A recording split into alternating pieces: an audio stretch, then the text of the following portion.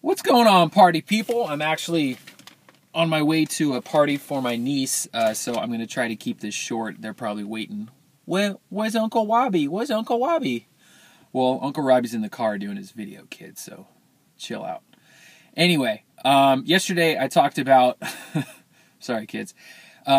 Yesterday I talked about exercise technique and how it's important to learn proper technique before you start to increase your intensity of your workouts.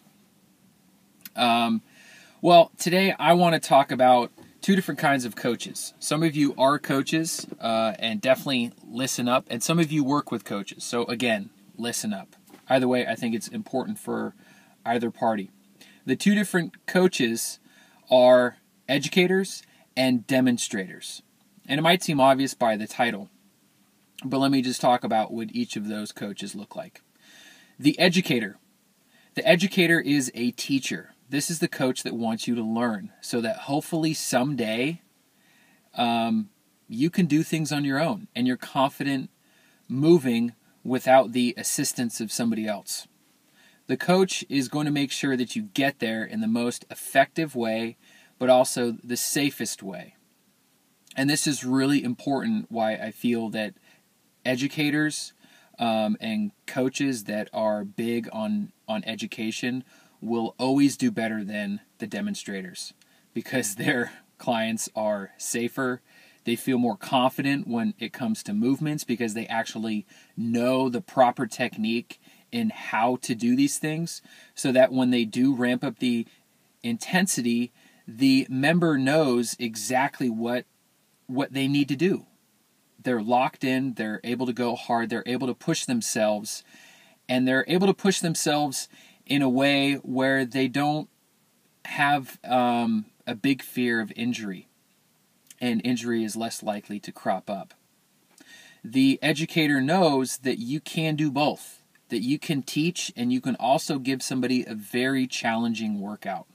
And this is really important because there's also patience involved in this, because a lot of times people just want to work out. I want to push myself to the limits. I really have to get that good workout, and they want to skip over the basics. The basics are so easy. Just kick my ass. Yeah, that's great. And then you're going to see that person's back aches, the person's shoulder aches, the knees are shot, and all this stuff. It's only a matter of time before they're going to break down. It's almost like throwing somebody in to a calculus class when they haven't even done basic geometry and other basic math. It's like, well, why am I failing at this? Why can't I do better at this? Because you haven't learned the basics. And the educator knows that and actually teaches their clients that this is the process, and this progression needs to be followed for you to see the most gains in the least amount of time with the least amount of pain.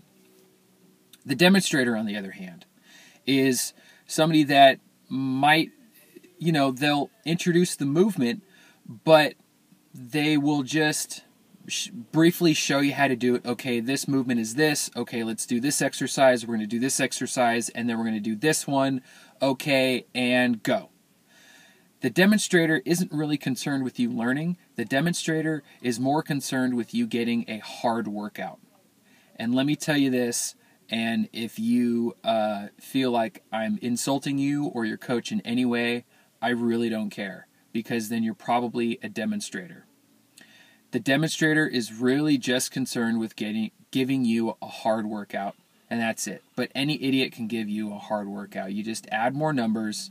If you can do 10 reps, do 50. If you can do 5 reps, give me 20. If you can do 50 pounds, I'm going to make you do 100 pounds. That's really simple. That just lets me know that you know how to add. That's it. But if you gave your clients a workout and had them go out on their own, do you feel confident that they know how to properly perform any single one of the exercises that you're giving them? And are you giving them a very long list of things to do? Are you the person that that also brings up another point.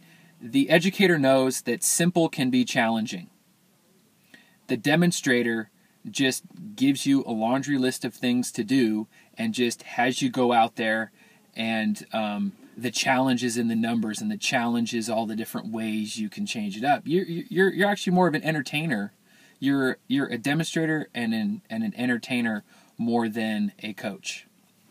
But anyway, I don't want to get off track and go on this little rant. But when you go back into the gym, if you're working with a coach or you are a coach, think about your training style.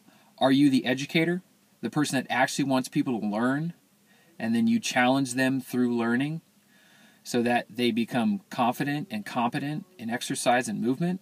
Or are you the demonstrator and more of the entertainer, where you're just worried about people getting a good workout? Think about that. I'll see you guys tomorrow.